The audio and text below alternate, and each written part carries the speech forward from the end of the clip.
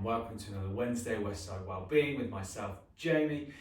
This week we are going to break our sessions down into 15-minute sessions. So this first session of this week is all going to be about mobility, warming up and cooling down, and giving you a variety of movements and holds and stretches just to allow yourself to get nice and supple, loosen off. Sometimes you might not necessarily feel like doing a full workout. With this 15-minute window, what you are going to be able to do is learn some forms and techniques and movements to integrate into your workout, either at the start, you can place them in the middle if you wish to, or utilize them at the end of the session for yourself just to cool down and find that range. Or you may just feel like you just need to loosen off and just get a little bit of movement through the muscles, the ligaments, the tendons and the joints. So we are going to start by taking our stance out just outside shoulder width apart, or a good way outside of shoulder width apart. We're going to point the toes out at 45-degree angles, and from here all you're going to start to do is drop into one knee, hold for a few moments, and then slide over to the other side and drop into that other knee. So by doing this and just taking that few moments of pause from side to side, we're just going to start to mobilize through the hips, primarily working through the hip flexors on the front of the hips where my fingers are, and then into your glute minimus as well, that runs around the base of the back and into the side of the pelvis. Very important muscle. Doesn't get enough credit due to a certain gluteus maximus a lot of people are aware of. And also by working it from side to side, we're starting to work and stretch into the adductors on the inside of the thighs. And especially when you lean into that knee, whichever side you are on, you're going to feel a little bit of tension going into the calf because we're just lengthening into that Achilles heel and through the ankle. And then just working into that calf muscle slightly. So from here, we're just going to go 2 more on each side. So we're going to go 4-4. 4-3, 4-2, and 4-1. Lovely. So from here, we're going to bring it back into the center. And all you need to do is imagine like your torso is in between 2 doors or in between 2 planes of glasses. And you are just going to hinge forward the hip, keeping the torso nice and level, just so you can start to feel that stretch in the back of the legs, down the hamstrings, into the adductors slightly. And we're just going to hold it here for a few moments. I want you to start focusing in on your breathing, nice big inhales, nice big exhales. Nice, and on that next big exhale, we're just going to fold forward that little bit deeper at the hips, still trying to keep that torso nice and level and flat. So we're really stretching a little bit more into the hamstrings and into the adductors. And from here, we're carefully going to bring the hands down onto the floor. What I need to do is just carefully walk yourself all the way out, still keeping that stance with the feet and trying to keep the soles of the feet nice and flat on the floor. So we can just start to take away the pressure from the lower back, but still stretching into the hamstrings a little bit, still stretching into the adductors. And just lengthening through that spine. Also, we're going to get a little bit of engagement through the arms as well, so into those wrist joints, the elbows and the shoulders. And from there, we're going to carefully walk ourselves all the way back in and carefully lift that torso up. So from here, we're going to take it into a little bit of a hold. So what I want you to do is turn the toes in one turn the heels in one turn, so that stance is a little bit narrower, just outside shoulder width apart now. And from here, you're carefully going to hinge down at the hips. Feel free to bring the elbows onto the inside of the knees. Place the palms of the hands together. And if you can, just squeeze the elbows out into the knees. And we're just going to stay here for a moment. I appreciate I've taken this movement quite low. I'm quite used to doing this, so you might find your hips might be a little bit higher, but really start to focus in on your breathing and see if you can allow your tailbone and your glutes to sink nice and deep. Utilizing the arms to stabilize between the elbows and keeping that spine nice and straight. And we're just going to hold for 5, 4,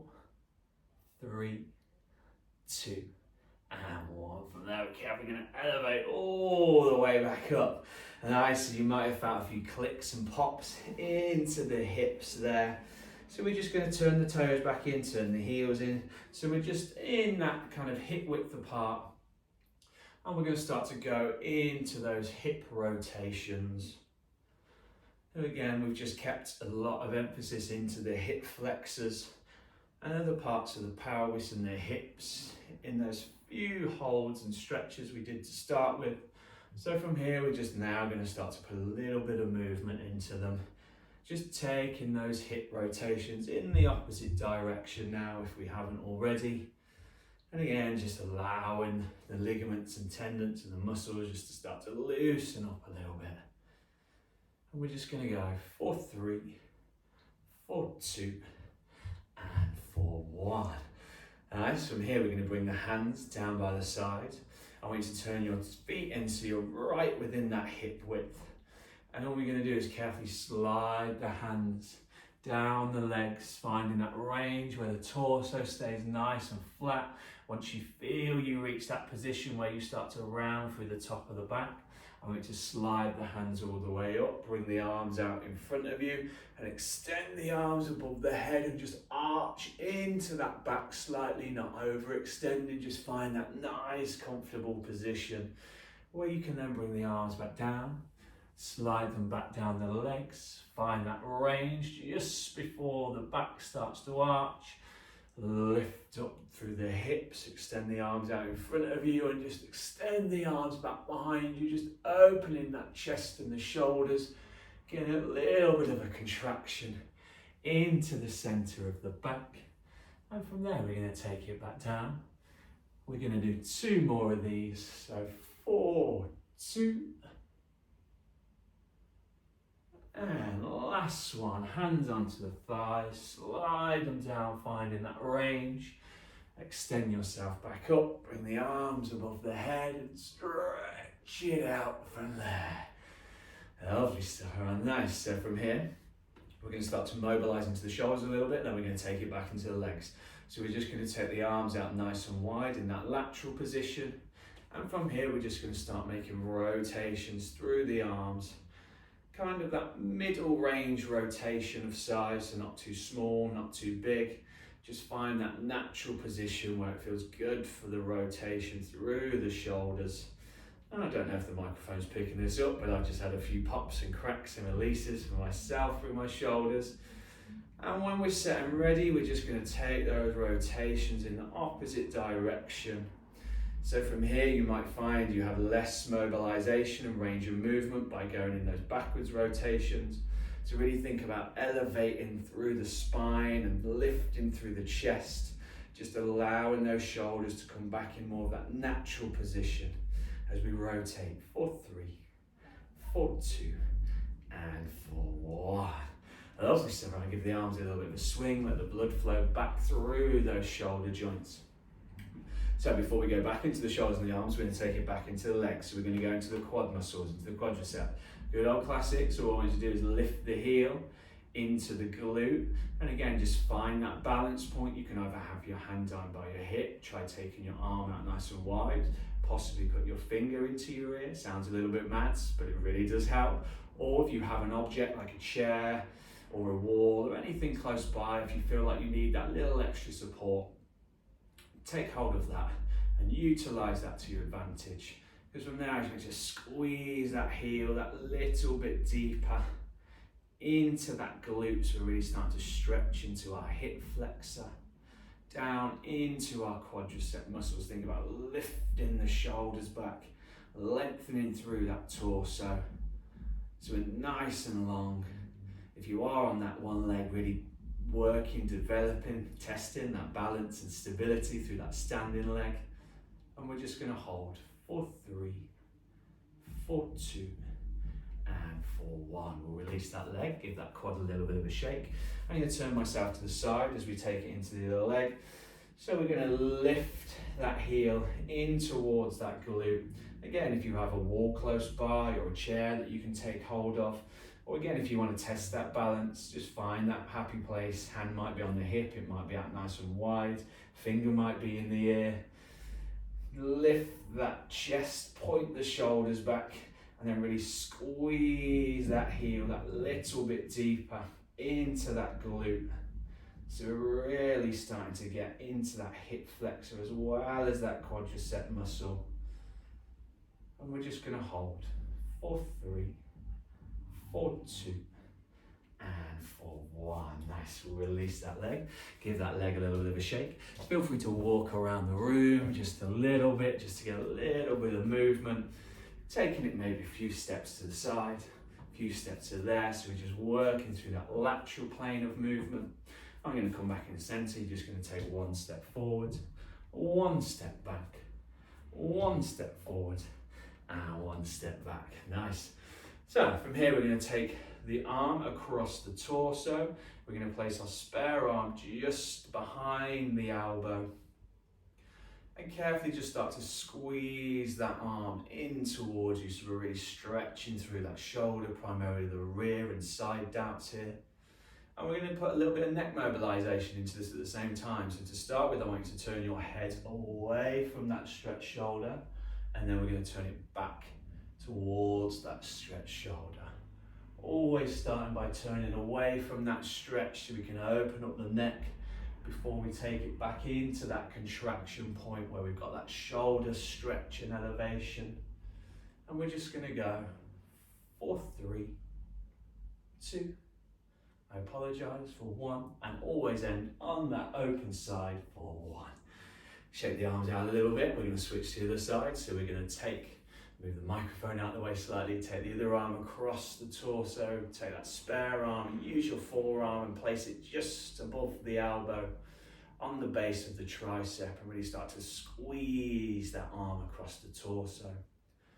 And then from here, we're going to add in that neck mobilization again. So we're going to turn towards the unstretched shoulder, back over towards that stretched shoulder, and then carefully just working it from left to right. And we're just going to go for 5, 4, 3, 2. And again, we're going to take it over to that final shoulder, that unstretched shoulder, and relax. Nice. Swing the arms out a little bit for me. So from here, we're going to work into the hips again. Again, a lot of movements, whether it's at a home workout or you're going out for a run or a jog or a swim, or maybe taking it into resistance training, into the gym, especially if we're working the legs, we tend to put a lot of load through the hips, and not a lot of people tend to mobilize them and open them all up before they do so. That tends to cause a little bit of tension into that lower back as well, into the front of the hips. Sometimes people feel it right into the side of the hips and the glute. So we're just going to go up to open gate. So what we're going to do is we're going to lift the right knee straight out in front of you. And you're going to open that hip and roll it back down into that starting position. So we lift the knee, open the leg as you would a gate, and then allow it to just roll back around into that neutral position. That roll round might feel a little bit unusual. And again, as you find, this requires a little bit of balance. So if you need to take hold of a chair or utilize a wall, or if you're doing this mobility routine with anyone else, take hold of a shoulder. And we're going to switch from there onto the other side. So we lift the left knee, open and roll it back round into that starting position. You might find if you can take your arms out nice and wide, that gives you that little bit more balance. You can even take it over at quite an angle as well, because we're working through that hip slightly, and play around, see which angle works best for yourself. And we're just going to go for 2 and for 1. Nice, so we're going to do that same movement for the hip, but we're going to take it the opposite way. So this time we take that knee out to the side and roll it round back to the front into that starting position. And just trying to get a little bit of a rotation through the hips here. We're just going to go for 3, for 2, and for 1. We'll switch to that other side. Take the knee out, roll it back in. And again, this is really going to help you identify which hip probably has a little bit more range of movement for yourself. And again, if you've been utilizing your lower body and your hips quite a lot already this week, like myself, you might get a few pops and cracks and crunches as you roll through that hip. So really just trying to open up the muscles and relieve some of the tension from the ligaments and tendons that tend to make that crunching noise in the hips. Lovely stuff, very nice. So from here we're going to keep that stance. We've done some hip rotations, but now we're just going to work laterally across the body. So what I want you to do is stick the hip to the side and then swing it into the other side. Alright, so just trying to keep the legs nice and straight, but really bending through the knees in that sideways position. So we're just working the hips laterally from one side to the other, trying to keep that torso nice and tall. And we're just going to go for 4, 3, 2, and 1. Lovely stuff. Give the legs a little bit of a shake, give the arms a little bit of a shake. Feel free to move around the room a little bit. And all we're going to finish with here is just opening up through the torso. So going into what I call slappy hugs. So just taking one arm above the other, taking it nice and wide. Really trying to allow the hands to break that shoulder line before you give yourself that big instant hug. And we're just going to go for 4, 3, 2, and 1. Lovely stuff. Give the legs a little wobble and a shake from one side to the other. And there you are. There is your 15 minutes of mobility and stretching. You can break those movements down. You can use some at the start of a workout, place some in the center of a workout, or use the right at the end of the workout for your cool down. Or generally, even if you're not doing a workout and you just feel a little bit stiff, a little bit sore, just get a little bit more mobilization in. It is going to increase the heart rate slightly. It's going to loosen through the joints, the ligaments, the tendons and the muscles, and just help flush that fluid and liquid around the body, releasing those toxins that we might have gathered from maybe being sitting at the desk or from some form of extreme exercise where we get a little bit sore. But good work, everyone. We'll be back again. I'll be back again shortly. We're going to be going next 2 videos. One is going to be more upper body.